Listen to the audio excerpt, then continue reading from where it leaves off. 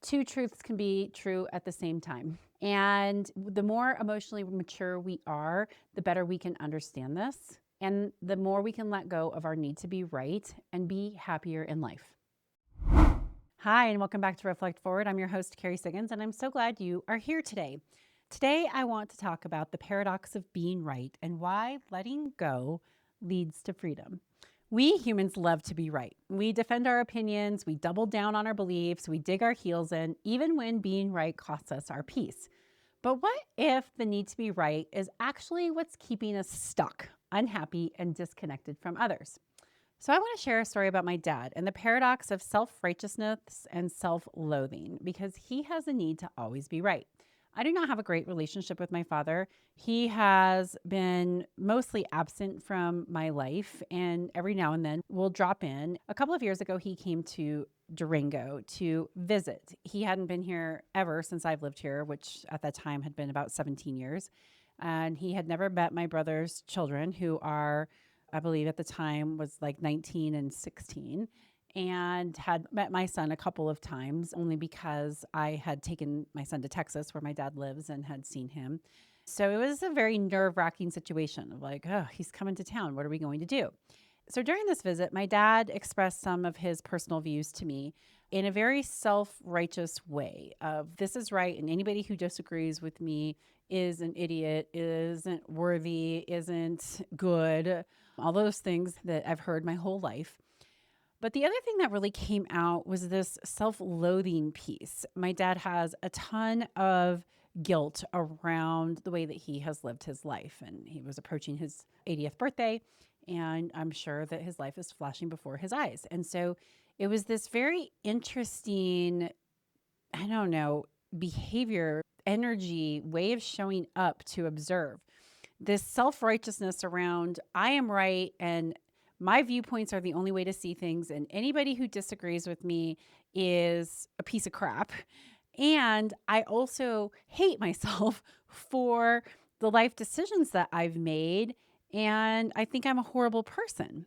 So I watched this cycle of him arguing his point, really trying to prove that he had to be right, but how underneath all of it was this deep sadness and dissatisfaction and self loathing. And why this was fascinating to me is that I could see he believes that if he's right, he'll finally feel good, but it never really works that way. He could sit there and hold up my views and my way of living is the only right way. And then just be so unhappy because it didn't bring him happiness or joy. In fact, it just brought him isolation because he chose being right over everything else, even a relationship with his children. I have done a lot of thinking about this recently because I'm going through big life changes myself and I want to be free. And sometimes when you want to be free, that means you have to give up being right because being right and dying on that hill and trying to prove your point might not bring you freedom or whatever it is that you're seeking. So I wanted to use this story as a mirror for what I see in leadership and business because leaders often mistake rightness for effectiveness or control. And really, it is holding them back from inspiring others to be their best, to building deep connections, to letting go of control, to delegate to other people so that they can bring the very best parts of their leadership forward.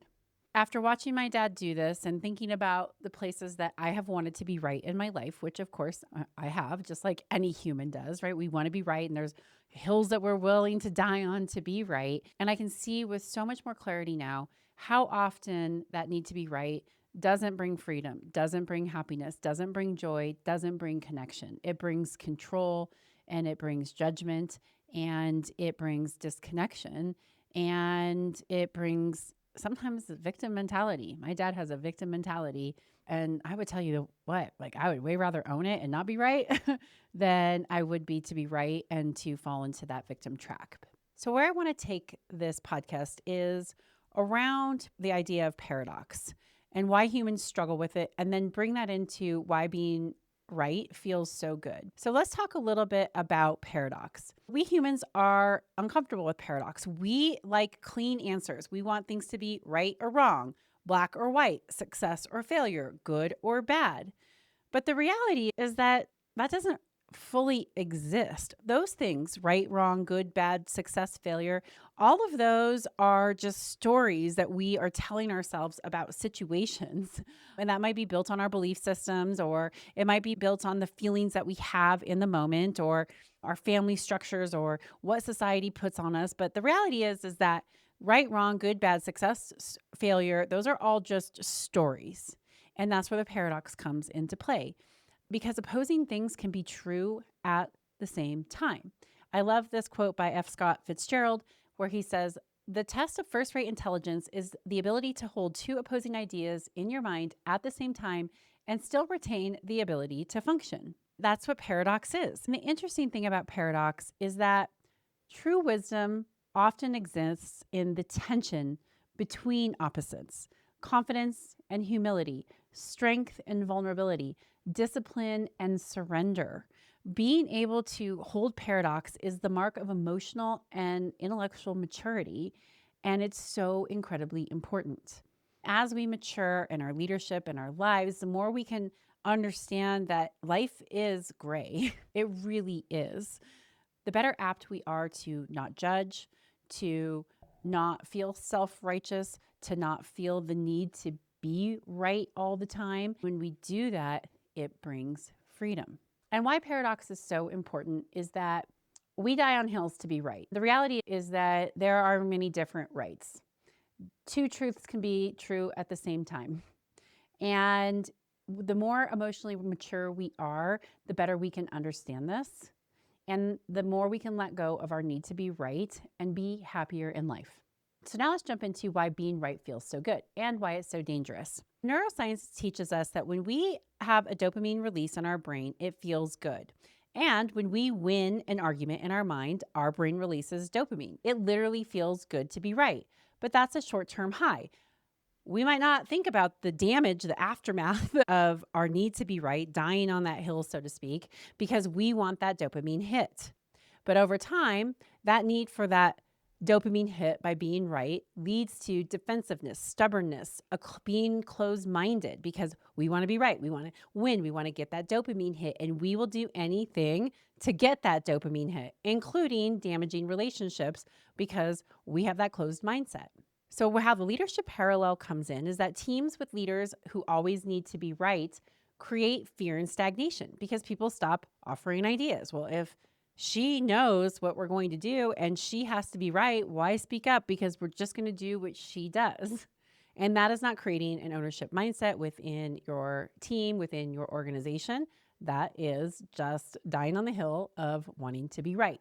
But here's the thing: leaders miss so much when they need to be right because they aren't getting those ideas. They're not challenging their thinking. They're not holding those opposing ideas in their mind at the same time. They're not asking themselves, like, just because I think it doesn't make it true. No, they know it's true, and they shut things down. And I love this quote. I don't know who it's by, but it says, "When you're right, you lose nothing by listening, because you're right. Why would I listen to anything else? When you are wrong, you lose everything by refusing to listen, because you might miss something that's really important." Now, for me as a leader, I want to make sure that I get those nuances, that I'm understanding what's happening, that I make better decisions, even if my idea is a bad idea, even if I'm wrong. But that takes emotional maturity. It takes leadership maturity to be able to say, yeah, I might not be right here, and I better make sure that I'm right because I want to make a good decision. That's way more important than being right. That's, to me, freedom. This leads me to the cost of being right in leadership and life, because the obsession of being right leads to broken relationships, damaged trust, stifled creativity and innovation, emotional rigidity and burnout, a loss of joy and playfulness, because everything becomes a competition. Not everything needs to be a competition. It's just not fun that way. I absolutely learned this the hard way. I will share an example with you. I was in a patent infringement lawsuit with the competitor. We were accused of infringing. I knew we weren't infringing. I knew their patent wasn't valid. I was so sure of myself. And I sat down with the CEO to negotiate a deal. We couldn't come to agreement because I was so sure that I was right and that we would win. And we went down the path of a lawsuit. And we wound up settling. The judge told us in an emergency injunction situation to the competitor, you don't have a great patent and you're probably going to lose it. But Stone Age, you have not nailed your argument on why their patent is invalid. So I would grant them their emergency injunction. So both of you are probably going to be in a really bad place about this. Go figure out how to settle. So he and I sat down. We wound up settling. And I would have saved us a lot of money if I just would have done that in the first place. And this was such a great reminder of why it isn't worth being right. This situation caused emotional rigidity for me. Because I wanted to be right, I was not willing to consider anything else. I was angry, I was upset, and I wanted to be right. And it also caused me to not listen. When I sat down with the CEO, we had a great conversation, but I wasn't really willing to hear what he said because well, like, what have I got to lose? I'm right. And I did. I was wrong. And I had a lot to lose by refusing to just sit down there and listen to him and come up with a solution that would work for both of us and avoid having to spend $1 million and a bunch of time and energy to go down this path. And it created a loss of joy for me because being in that year, it sucked. And it was a competition. This situation was not good, and it was such a powerful lesson to me, one that I will never, ever repeat because it is not worth it. It was not worth being right. I have a great relationship with the CEO now, and we can laugh about it, and we laugh about how we both dug our heels in and how we both learned that it was not worthwhile. There is so much freedom in letting things go. Freedom does not come from being right. Freedom comes from being open. I've been thinking a lot about this idea around freedom as I am entering this next phase of my life. I'm going to be 50 in a couple of years, and you start to think about, hey, how do I want to give back and what's really important to me? I still love my career and I love my company, and I cannot wait to build Stone Age over this next decade, but I want to do it in a different way. I want to do it in a place where freedom is what is driving and motivating me. And I can't do that if I'm not open. I can't do that if I'm hanging on to things. I can't do that if I'm not willing to give up control for other people to step up and lead. So I'm doing things actively right now to choose freedom over being right, choosing freedom over maintaining tight control over everything. As you're thinking about this and your need to be right, you should ask yourself these questions. These are the things that I ask myself on a daily basis as I'm making decisions within my company and my team. Does this make me happy? Does this move me forward? Does this deepen connection? Does this align with who I want to be? And when you ask yourself questions and you really truly listen to the answer, and if it is no, then you should ask yourself, why am I doing this? This is how transformation happens. As many of you know, I'm going through a divorce right now. It's about to be finalized. And there have been so many times where I've wanted to dig my heel in and say, no, this is not right. And instead, I just paused and took a breath and chose not to react and said, do I want peace or do I want to be right? And my answer is always, I want peace. I want freedom. I don't need to be right in this certain situation. And so I encourage you to do the same thing. Does this bring you peace? Does this bring you happiness, joy, freedom, whatever it is that you're looking for? And replace that with the need to be right. And then make decisions in alignment with the person you want to become, not with the person who you are right now who wants to be right. So how do you practice letting go of being right? Here are some actionable takeaways. First and foremost, pause and get curious. When you feel that surge of righteousness, take a deep breath and ask, what am I protecting right now? My ego or my peace? When we want to be right, we're usually protecting our ego. Number 2, practice both and thinking. So instead of saying either or, black or white, experiment with both and. Two things can be true at the same time. Yes, that's possible. Beliefs are not the truth. Just because you believe it does not make it true. That is a belief system. And two things can be true at the same exact time. Experiment with that both and rather than either or, and see where it takes your thinking. The more that we think about our thinking as leaders, the better leaders we become. But so many people don't. They just react. They lean into their belief systems. I know this is right. This is what I believe, and I am going to put my stake in the ground over this. But when you think about your thinking, that's where the magic happens, because you might just figure out that there's a better way to think about things. Number 3, ask better questions. Curiosity is everything in leadership. So replace how do I prove my point with what can I learn here? That simple mindset shift, it changes everything because there is an opportunity to learn something in everything. But if you are too busy proving your point, you are not going to ask questions and say, why do you think that? What am I missing here? Could that be true? Is there a better way to do this? Oh, that curiosity, that is where the magic happens. And that is how you'll be a better leader and get out of this pattern of having to be right all the time. Number 4, prioritize connection over correctness.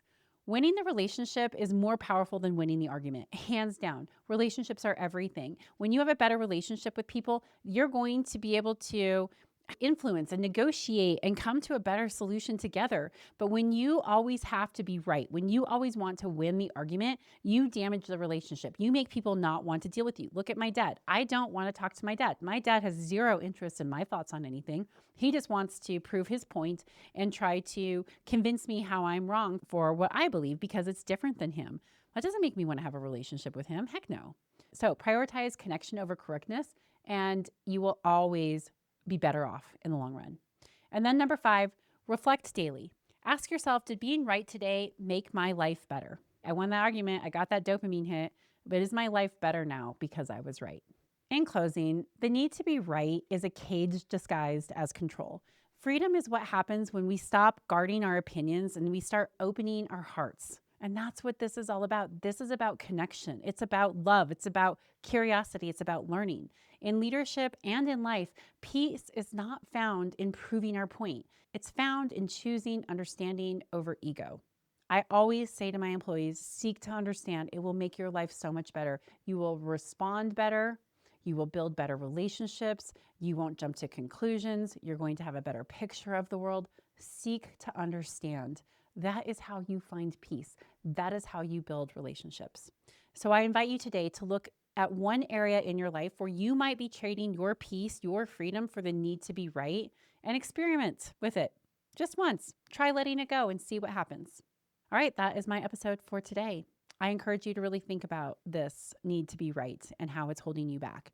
And if you think someone could benefit from this episode, please feel free to share it with them. And if you like this podcast, please go to YouTube or your favorite podcast platform and subscribe to it, rate it, and please drop me a comment. I would love to hear your thoughts. Take care, and we'll see you next week.